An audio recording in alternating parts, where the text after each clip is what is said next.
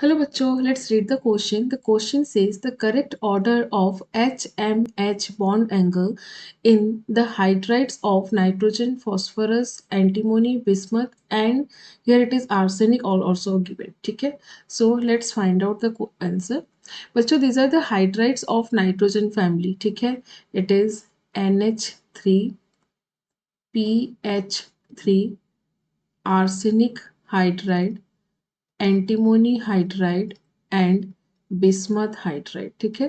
Here the central atom nitrogen, phosphorus, arsenic, antimony and bismuth all are sp3 hybridized. यहाँ पे hybridization क्या है? sp3 and the structure is pyramidal.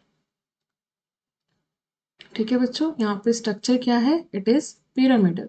So let's draw the structure of these molecules, then we will predict the bond angle.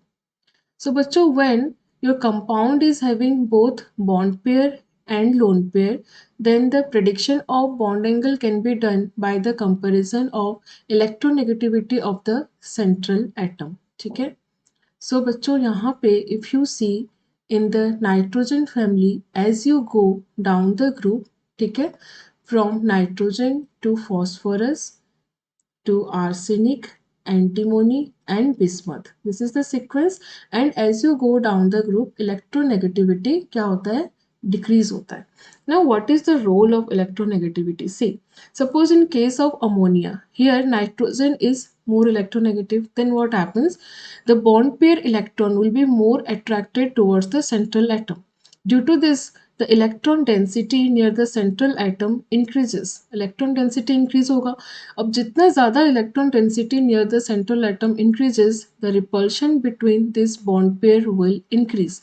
There is a increase in the repulsion. Between what? Repulsion between bond pair and bond pair.